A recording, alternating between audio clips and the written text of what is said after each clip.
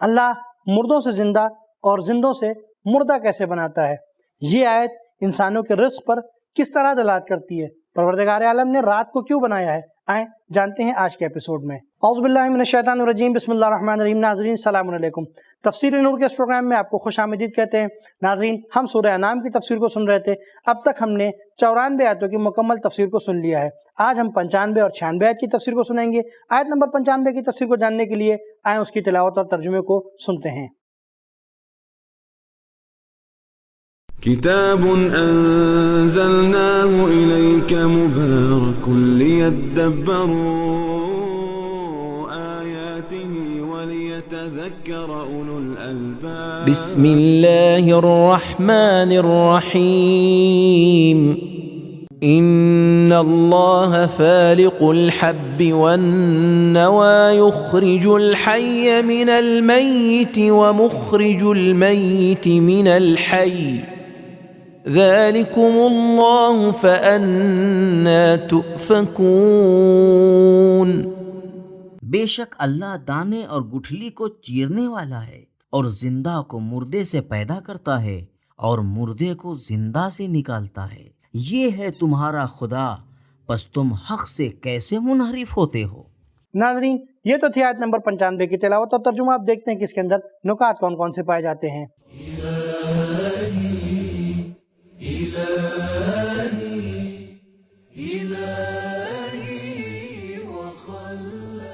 فالقوں کا لفظ فلقہ سے چیرنے کے معنی میں ہے۔ حبے اور حبہ کھانے والے اور غذا میں استعمال ہونے والے دانوں کو کہا جاتا ہے، جیسے گندم اور جو کے دانے ہیں۔ نوا کے معنی گٹھلی کے ہیں۔ بے جان گھاس سے جاندار حیوان اور جاندار حیوان سے بے جان دودھ بنتا ہے۔ بے جان بیج سے جاندار درخت اور جاندار درخت سے بے جان گٹھلی بنتی ہے۔ روایات کے مطابق آیت کے مصادیق میں سے ایک یہ بھی ہے، کبھی کبھی بے ایمان افراد سے مومن فرد پیدا ہوتا ہے اور کبھی مومن افراد کے یہاں ان کی اپنی اولاد کافر ہو جاتی ہے۔ تفسیر نور الثقلین، کافی، جلد نمبر 2، صفحہ نمبر 5۔ ناظرین، آیت نمبر 95 کے نکات کے بعد دیکھتے ہیں کیا اس کے اندر پیغامات بھی پائے جاتے ہیں۔ اگر پائے جاتے ہیں تو وہ کون کون سے ہیں؟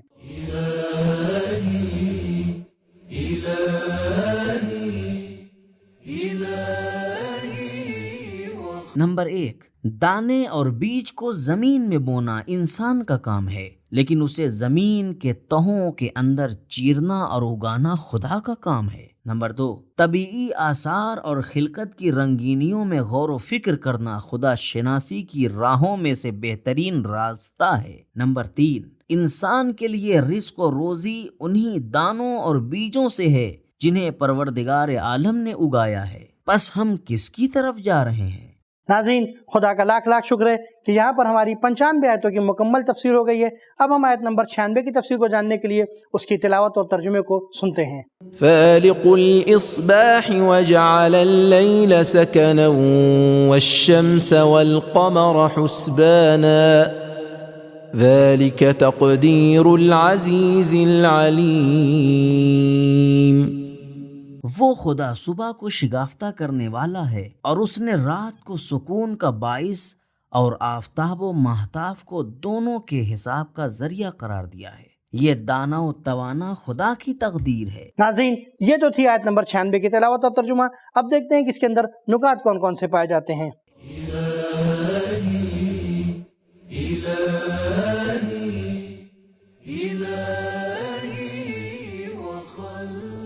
اصباح کے معنی صبح، رات گزارنے کے بعد صبح میں داخل ہونا ہے۔ یہاں اس سے مراد صبح کی سفیدی کا ظاہر ہونا ہے۔ گزشتہ آیت میں زمین میں اللہ تعالیٰ کی قدرت کی 3 علامتیں بیان ہوئی ہیں۔ اس آیت میں آسمان میں پائی جانے والی اللہ تعالیٰ کی نشانیاں ذکر کی گئی ہیں۔ دن اور رات کا آنا قدرت الہی کی 2 نشانیاں ہیں جو سورج اور چاند کی منظم گردش سے وجود میں آتی ہے۔ رات کو سکون اور آرام کا ذریعہ بنایا گیا ہے، اس میں کام، تگودو اور سفر کرنے کی ممانعت کی گئی ہے۔ تفسیر نور الثقلین۔ اس آیت میں رات کو جو سکون اور آرام کا ذریعہ بتایا گیا ہے، اس سے معلوم ہوتا ہے کہ دن کام کاج کرنے کے لیے ہے۔ امام علی ابن موسیٰ رضا علیہ السلام نے فرمایا، شادی کی رسموں کو رات میں انجام دو، کیونکہ رات اور زوجہ انسان کے لیے سکون و آرام کا ذریعہ قرار دیے گئے ہیں۔ تفسیر نور الثقلین۔ ناظرین، آیت نمبر 95 کی طرح آیت نمبر 96 میں بھی پروردگار عالم نے کچھ پیغامات رکھے ہیں، دیکھتے ہیں وہ کون کون سے ہیں۔